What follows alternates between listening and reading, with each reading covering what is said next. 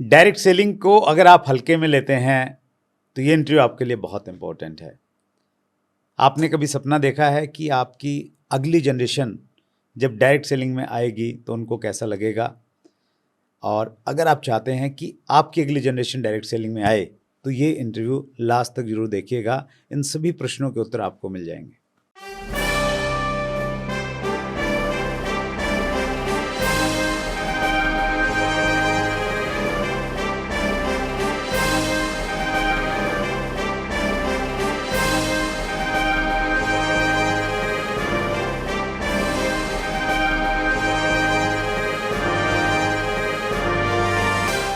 दोस्तों नमस्कार, आदाब, सत श्री अकाल। चैट विद सुरेंद्र वत्स के नए एपिसोड में आप सबका बहुत बहुत स्वागत है। डायरेक्ट सेलिंग को लोग बोलते हैं कि ये सीरियस बिजनेस नहीं है। कुछ लोगों को डाउट रहता है कि इसको करियर के रूप में किया जाए या नहीं किया जाए। आज के एपिसोड से आपको इन सभी प्रश्नों का उत्तर मिलने वाला है। आपने अगर हमारा एपिसोड नंबर 52 नहीं देखा था तो जरूर देखिए, डिस्क्रिप्शन में उसका हम लोग लिंक डाल रहे हैं। एपिसोड 52 का टाइटल था बड़ा नेटवर्क कैसे बनाएं और हमारे मेहमान थे श्रीमान भागचंद छाबड़ा जी। और आज उन्हीं के सुपुत्र यानी डायरेक्ट सेलिंग की सेकंड जनरेशन हमारे मेहमान हैं। आइए हम सब लोग मिलकर बहुत उत्साह के साथ में स्वागत करें।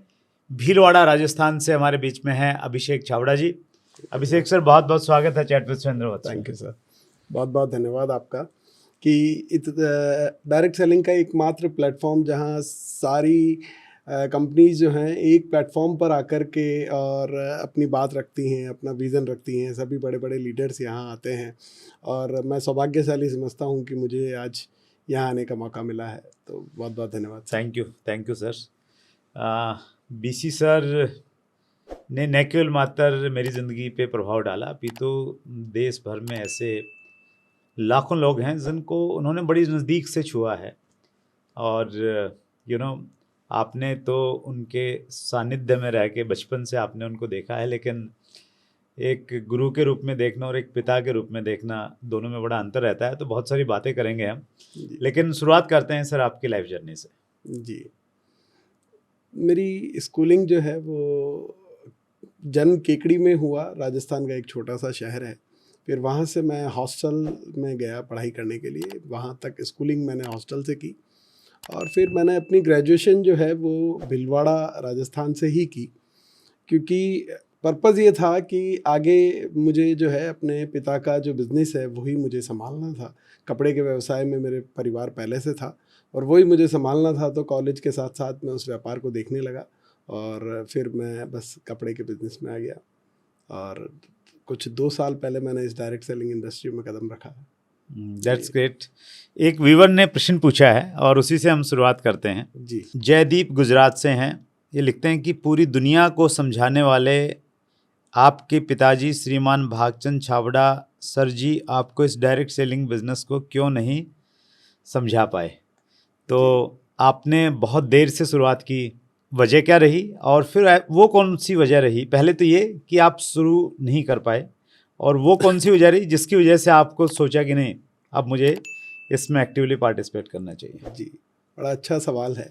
सभी लोगों की ये जिज्ञासा रहती है कि जहां मेरे पिता 24 वर्षों से सफलतम कार्य कर रहे हैं इस इंडस्ट्री में, मैंने क्यों उन्हें इतनी देरी से ज्वाइन किया और क्यों मुझे इतने वर्षों तक ये समझ नहीं आया। तो सर, एक हमने कहानी सुनी है, मंकी ट्रैप एक होता है कि बंदर को पकड़ने के लिए कुछ एक केज में मूंगफली के कुछ दाने से रख दिए जाते हैं और वो उन्हें पकड़ कर के मुट्ठी अपनी बंद कर लेता है और फिर वो हाथ जब वापस बाहर निकालने की प्रयास करता है तो हाथ बाहर निकलता नहीं है, क्योंकि वो उन दानों को छोड़ता नहीं है। और ऐसा ही कुछ हाल मेरा भी था। मैं इससे पहले समझा करता था कि पैसा कमाना ही एक उद्देश्य होता है जो कि मैं कमा रहा हूँ। तो मैं डायरेक्ट सेलिंग करूँ, चाहे मैं अपने कपड़े का व्यवसाय करूँ, चाहे कोई भी व्यवसाय करें, तो फिर क्या आवश्यकता है मुझे डायरेक्ट सेलिंग करने की, क्योंकि मेरा बहुत अच्छा व्यापार था, मैं ठीक ठाक पैसा कमा रहा था। अब बात आती है कि क्यों मैंने फिर इसकी शुरुआत की, क्या मुझे इसकी ज़रूरत हुई।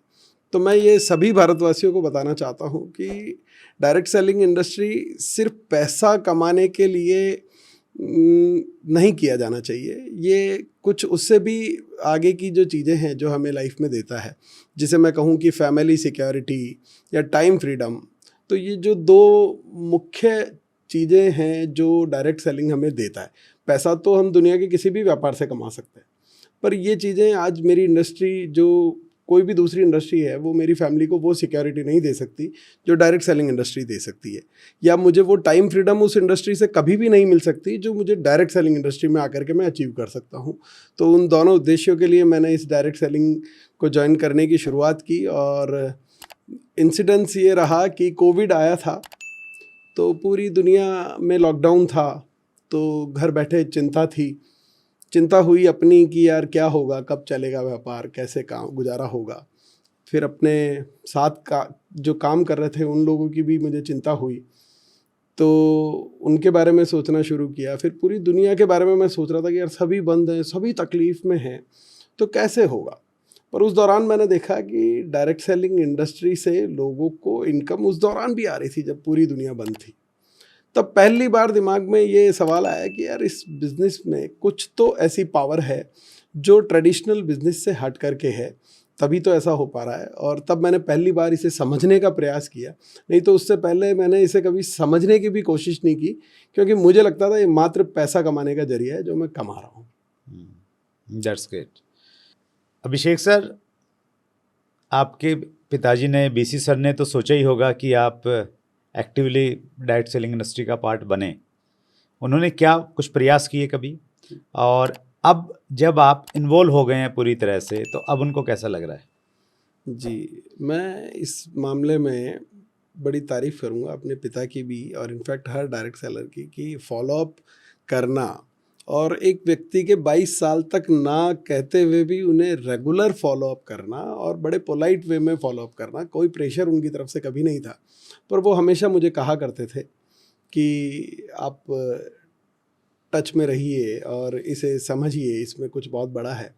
पर कहीं न कहीं कहते हैं ना कि मैंने अपने दिमाग के वो शटर ही बंद किए हुए थे कि नहीं, मैं पैसा कमा रहा हूँ और मैं अपनी दुनिया में ठीक हूँ, तो मैंने कभी वो प्रयास ही नहीं किया। पर हाँ, जब मेरे अंदर से ये जगा कि मुझे ये समझना चाहिए, तब मैंने जब समझा इसे, तो मुझे लगा कि यार बड़ी गलती मुझसे हुई है, जो 22 साल देरी से आने का मुझे आज पछतावा है। आज मैं इस बिज़नेस में सेकंड जनरेशन के तौर पे हूँ। शायद सही समय पे मैंने शुरुआत कर दी होती तो मैं इस टॉप अचीवर्स की लिस्ट में मेरा नाम होता। तो पर देरी से आया हूँ। पर एक जिस हर साथी से मैं ये कहूँगा कि एक एटीट्यूड आपके भीतर हमेशा होना चाहिए, जिस भी इंडस्ट्री में आप काम करें, कि घबराहट बिल्कुल भी नहीं होनी चाहिए मन में, और एक उद्देश्य बड़ा होना चाहिए आपका। जब टारगेट बड़ा होता है तो आप बड़े लक्ष्य हासिल करते हैं। मेरे साथ बहुत बड़ा चैलेंज था कि पिता का इतना बड़ा नाम है और इतनी उनके पास नॉलेज है, उसके बाद लोग मुझे क्यों एक्सेप्ट करेंगे। तो वो घबराहट तो दिल में थी, पर उस घबराहट को मैंने कभी अपने ऊपर हावी नहीं होने दिया, और मैंने कभी किसी को कॉपी करने का भी प्रयास नहीं किया, क्योंकि मुझे लगता था कि उसमें कहीं ना कहीं मुझसे मिस्टेक हो सकती है। जो मुझे अपने दिल से समझ आया और पूरे कॉन्फिडेंस के साथ मैं इसे करता गया, और आज 2 साल का समय, अल्प समय में आपने मुझे आज इस चैनल पे इनवाइट किया है। मैं समझता हूँ कि मेरे लिए यही सबसे बड़ा अचीवमेंट है मेरा। अभिषेक सर, 22 साल तक बीसी सर ने आपको फॉलोअप किया, और इतने फॉलोअप के बाद में अगर प्रोस्पेक्ट मान जाता है तो कैसी खुशी होती है? जी, चूँकि पिता हैं तो उतना दर्शाते तो नहीं हैं, पर हाँ, मैं जहाँ तक समझता हूँ उन्होंने हर प्रयास किए थे। मेरे हर मित्र को उन्होंने कहा, हर रिलेटिव्स को, या जो भी व्यक्ति जो मेरे कंधे पर हाथ रख सकता था, उन्होंने हर उस व्यक्ति को ये समझाने का प्रयास किया कि यार इसे कहो कि ये मेरे साथ कुछ करे। और अब जब मैं कर रहा हूँ तो निश्चित तौर पर बहुत खुश हैं, और मैं देख पा रहा हूँ, वो मुझे बताते तो नहीं है पर मैं देख पा रहा हूँ कि वो अपनी उम्र से एक बार, कहते हैं ना कि फिर से जवानी जैसे उनमें लौट आई हो, एक जोश लौट आया हो कि हाँ, अब मैं भी उनके साथ हूँ। अभिषेक सर, बहुत सारे पेरेंट्स हैं जो डायरेक्ट सेलिंग में हैं और 10-15 सालों से में भी काम कर रहे हैं। वो भी कहीं ना कहीं चाहते हैं कि उनके बच्चे इसी नेटवर्क को, इसी इंडस्ट्री को आगे लेके जाएं। तो पेरेंट्स को आप क्या कहना चाहते हैं? बच्चों को किस प्रकार से वो इस इंडस्ट्री की तरफ ला सकते हैं? क्या माहौल देना चाहिए? क्या कहना चाहिए? पेरेंट को सबसे पहले जो एक आम ज़रूरत भी है कि अपने बच्चों से मित्रवत व्यवहार करें और दोस्ती के नाते उन्हें ये समझाएं कि वो अपनी जीवन से चाहते क्या हैं, what they want to achieve. और जो भी उनके जवाब होंगे, निश्चित तौर पर एक आम आदमी के जो जवाब होते हैं कि वो चाहता है कि मेरे पास बहुत सारा पैसा हो, मेरा एक अच्छा सा नाम हो, पहचान हो, अच्छी सी गाड़ी हो, और जो भी आम सपने सभी के होते हैं, और वो सारे सपने पूरे करने की ताकत इस इंडस्ट्री में है। और वो अगर उसको सही वे में समझाएं कि इन सारे सपनों को आप अचीव कर सकते हैं, साथ ही साथ आप एक जहाँ दूसरी जगह बाहर की दुनिया में भी ये सारे सपने पूरे किए जा सकते हैं, पर वो टाइम फ्रीडम नहीं होती है। जैसे मैं अपनी बात करूँ, मेरा एक सपना था कि मैं पूरा वर्ल्ड टूर करना चाहता था, और मैं जिस कपड़े के व्यवसाय से हूँ वहाँ मैंने इतना पैसा कमा भी लिया था कि अराउंड द वर्ल्ड ट्रिप कर सकूँ मैं। वो कुछ करोड़ रुपए, 2-3 करोड़ रुपए का जो भी उसमें खर्चा आना था, उतना पैसा मैं कमा चुका था, पर मेरे पास उतना समय नहीं था कि मैं वो वर्ल्ड टूर कर सकूँ। जब मुझे यहाँ बात समझ आई कि यार एक समय के बाद उस टाइम फ्रीडम को मैं अचीव करके और मैं अपने उस सपने को पूरा कर सकता हूँ, तो इस तरह से। राइट। जी। तो बच्चों से पूछें प्यार से, बच्चे उसकी तरह, एक दोस्त की तरह, क्या उनको ज़िंदगी में चाहिए, और जो उनको चाहिए वो दिखाएं कि वो डायरेक्ट सेलिंग के थ्रू उनको मिल सकता है। डायरेक्ट सेलिंग के थ्रू उन्हें मिल भी सकता है, और उसके साथ साथ वो सिक्योरिटी और टाइम फ्रीडम, जो दोनों चीज़ों को, जो सपनों, क्योंकि आम दुनिया में मैंने देखा है हर आदमी सवेरे 10 से लेकर 8 बजे तक की एक भाग दौड़ में डूबा रहता है अपने सपनों को अचीव करने के लिए, पर उस भाग दौड़ में वो भूल जाता है कि वो सपने उसे कभी जीने भी हैं, और उन सपनों को जीने के लिए वो समय नहीं निकाल पाता है। आज जो इंडस्ट्री है, उस इंडस्ट्री को छोड़ करके और वो अपने सपनों को पूरा करने के लिए वो समय नहीं निकाल पाता, आध्यात्म के लिए समय नहीं निकाल पाता, हेल्थ के लिए समय नहीं निकाल पाता। कई लोग हैं जो बड़े इंडस्ट्रियलिस्ट हैं, मैं देखता हूँ, बड़ी गंभीर बीमारियों से ग्रसित हैं, चाहते हैं कि 10 दिन के लिए अपनी बॉडी को रिजुवनेट करने के लिए किसी नेचुरोपैथी सेंटर पे जाकर के रहें, बट वो टाइम वहाँ से वो स्पेयर नहीं कर पाते हैं उस इंडस्ट्री से, और जो डायरेक्ट सेलिंग में आप बड़ी खूबसूरती से उस टाइम को एंजॉय कर सकते हैं। That's great Abhishek sir. Abhishek sir, आप सेकंड जनरेशन है डायरेक्ट सेलिंग इंडस्ट्री में। जो सेकंड जनरेशन के लोग हैं, जो देख रहे हैं अपने पेरेंट्स को काम करते करते, और बहुत बार जैसे आपको लगा ना कि पापा बहुत मेहनत करते हैं, इतना ट्रैवल करते हैं, और आपने इतनी मेहनत नहीं करनी है, उनको क्या कहना चाहते हैं जो कहीं ना कहीं देख के, और कोई चीज़ उनका ऐसा लगता है कि नहीं यार ये डायरेक्ट सेलिंग की ये चीज़ मुझे अच्छी नहीं लगती, ऊपरी तौर पे जब वो देखते हैं, उनको क्या संदेश देना चाहेंगे? मैं उन सभी युवाओं से यही संदेश देना चाहता हूँ कि ये जितने भी बैरियर्स होते हैं ना, ये मेंटल बैरियर्स हैं हमारे। अब जब इस जर्नी को स्टार्ट करेंगे, मुझे भी इस तरह की तमाम घबराहट थी कि बड़ा ही ये हार्ड वर्क है, और एक बड़ा एक संकोच, जो डायरेक्ट सेलिंग इंडस्ट्री में सबसे कॉमन संकोच एक रहता है व्यक्ति को, कि यार ये टाई मुझे पहननी होगी, और इसके लिए मेरे दोस्त मेरा मजाक उड़ाएंगे, मैं ये काम करूँगा। पर आप निश्चित तौर पर जब इस जर्नी में आते हैं, और इस जर्नी में वो चीज़ें आपको मिलती है जो आपने कभी एक्सपेक्ट भी नहीं की होगी, क्योंकि एक प्यार मिलता है, एक मान सम्मान मिलता है। जो मैं बड़ा इंडस्ट्री से, मैं जहाँ करोड़ों का व्यापार भी मैं जिन लोगों से कर रहा था, वहाँ भी एक मुझे चाय का कप ही ऑफ़र किया जाता था, पर जब इस इंडस्ट्री में मैं कहीं जाता हूँ तो फूल मालाओं से सम्मान किया जाता है, और लाखों लोग आपके लिए तालियां बजा रहे होते हैं। तो वो बड़ा आपको जर्नी, बस एक मेंटल बैरियर को तोड़ना है। आप इस जर्नी में आएंगे, फिर ये आपको इतना अच्छा लगने लगेगा कि शायद आपने जीवन में जो चीज़ें सोची भी नहीं है, जो आपने एक्सपेक्ट भी नहीं की है, उससे भी ज़्यादा आपको यहाँ प्राप्त होगा, ये मेरा वादा है। और मैं चूँकि इसको एंजॉय कर रहा हूँ पिछले 2 साल से इस जर्नी में, तो मैं कहूँगा कि आप कभी भी डिसअपॉइंट नहीं होंगे। हर युवा साथी को अपने पिता को जॉइन करना ही चाहिए। That's great. अभिषेक सर, जब कोई भी व्यक्ति अपनी परंपरा को आगे बढ़ाता है, परंपरा मीन्स कि उनके पेरेंट्स ने जो किया, परिवार ने जो किया, उसको आगे लेके बढ़ाता है, तो उस पर कहीं ना कहीं एक प्रेशर होता है। स्पेशली बुज़ुर्गों ने अगर कुछ बड़ा किया है, जैसे फिल्म इंडस्ट्री की हम बातचीत करें तो अमिताभ बच्चन ने बड़ा नाम कमाया, तो अभिषेक उस लाइन में आए, तो अभिषेक बच्चन पे कहीं ना कहीं एक प्रेशर रहा होगा। सचिन तेंदुलकर को गॉड ऑफ क्रिकेट कहा जाता है, उनका बेटा क्रिकेट में भी प्रयास कर रहा है आने के लिए। सुनील गावस्कर के बेटे के साथ में भी उसी प्रकार का शायद कुछ प्रेशर रहा होगा। पॉलिटिक्स में भी हम ऐसा कुछ देखते हैं, इंदिरा गांधी ने बड़ा किया तो लोगों ने सोचा कि राहुल गांधी भी कुछ वैसा ही करेंगे। तो चूँकि बीसी सर का अपने आप में एक बहुत बड़ा नाम है, बहुत बड़ा हो रहा है उनका, तो वो प्रेशर कहीं ना कहीं आप फील करते हैं? ये बहुत अच्छा सवाल सर आपने किया है, क्योंकि इस तरह का प्रेशर शुरुआत में था, पर मैं इसके लिए एक बहुत अच्छी बात आप लोगों को बताना चाहता हूँ कि जब भी हम कंपैरिजन अपना किसी अन्य से करते हैं तो निश्चित तौर पर वो डिप्रेशन ही लाता है, क्योंकि हम किसी सफल व्यक्ति से अपने आप को कंपेयर कर रहे होते हैं और हमने तो अभी शुरुआत की है। आप अपना कंपैरिजन हमेशा अपने आप से करें, स्वयं से करें, और रोज़ाना सोने से पहले अपने आप से इस सवाल का जवाब दे करके सोएं कि क्या मैं अपने लक्ष्य की तरफ आज और आगे बढ़ा हूँ, क्या मैंने पहले से कुछ ज़्यादा सीखा है, कुछ अपनी लाइफ में इम्प्रूव किया है। तो रोज़ाना आप एक कॉन्फिडेंस लेकर के सोएंगे कि हाँ, मैं पहले से बेहतर बनाऊँ, और वो कॉन्फिडेंस आपको देखिएगा कि किस तरह से जो आपको बहुत आगे तक लेकर के जाएगा। That's great. और मैं भी व्यूअर्स से ये कहना चाहता हूँ कि अभिषेक जी से मिलके, उनकी बातें सुन के, आपके जो ये प्रश्न हैं, और आपके नहीं, आपकी टीम के या किसी के भी जो इस इंडस्ट्री को इस निगाह से देखता है कि ये सीरियस काम नहीं है, इसे करियर के रूप में नहीं किया जा सकता है, आज का ये एपिसोड आप उनको दिखा सकते हैं और उनको बता सकते हैं कि ये एक ऐसा काम है जिसमें अगर एक पीढ़ी ने मेहनत की तो अगली पीढ़ी को उस प्रकार की और उस लेवल की मेहनत नहीं करनी पड़ेगी।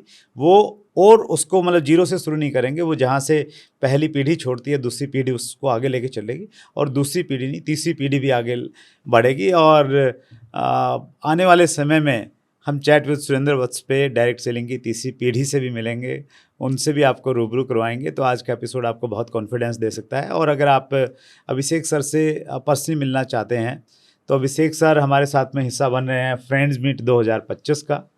पटना में अभिषेक सर रहेंगे। और अभिषेक जी, पहले तो बहुत बहुत आपका आभार इस चीज़ के लिए। आपका एक लंबा सा शेड्यूल बना था, उसको आपने पोस्टपोन करके ये मुनासिब समझा कि आप फ्रेंड्स मीट में आएंगे और इंडस्ट्री में एकजुटता का जो हमारा मिशन है, डायरेक्ट सेलिंग का जो महाकुंभ है, उसका हिस्सा बनेंगे। जी, मैं कहूँगा कि हर साथी जो भी इस इंडस्ट्री से जुड़ा है, उन सभी को वहाँ ज़रूर आना चाहिए, क्योंकि एक हर व्यक्ति का एक अपना एक अलग नज़रिया होता है, अपना काम करने का एक अलग तरीका होता है, और वहाँ जो आपको सीखने को मिलता है और रोज़ाना अपने को बेहतर बनाना ही इस फील्ड में आपको बहुत आगे ले जाएगा। और वहाँ आकर के आप अपने आप को सर्वश्रेष्ठ बना सकते हैं, क्योंकि इतने लोगों से आपको सीखने का मौका मिलेगा। महाकुंभ, वो समागम जो होने वाला है, और मैं आपको थैंक यू भी करता हूँ कि इतना शानदार मंच आपने उपलब्ध कराया है, जो कहते हैं डायरेक्ट सेलिंग की एक एकता का मंच है। और आप अलग और भी कई प्रयास आप करते रहते हैं इस डायरेक्ट सेलिंग इंडस्ट्री को ऊपर उठाने के लिए, और ये आपका ये योगदान ये इंडस्ट्री हमेशा याद रखेगी। तो मैं तो ज़रूर आ ही रहा हूँ, और सभी से मैं रिक्वेस्ट करूँगा कि सभी लोग आएँ फ्रेंड्स मीट, जो कि 16 फरवरी को पटना में होने वाला है। अभिषेक सर, हमारा एक मोटो बहुत साफ है, बहुत क्लियरिटी है उसमें कि हम डायरेक्ट सेलिंग को उस मुकाम पे लेके जाएंगे जिसकी ये हकदार है। और डायरेक्ट सेलिंग की जो परसेप्शन अभी बनी हुई है, कहीं ना कहीं मीम्स के माध्यम से लोग डायरेक्ट सेलिंग का मजाक उड़ाते हैं या कुछ ऐसी बातें बोलते हैं जो सुनने में बहुत अच्छी नहीं लगती। हमने उन स्थितियों को, उन परिस्थितियों को, उस हालात को बदलना है। और इसी प्रकार से हम बहुत सारे इनिशिएटिव लेते हैं। फ्रेंड्स भी उसमें एक हो गया। लास्ट ईयर से हमने एक और शुरुआत की अभिषेक सर, वो कि डायरेक्ट सेलिंग हाफ मैराथन की।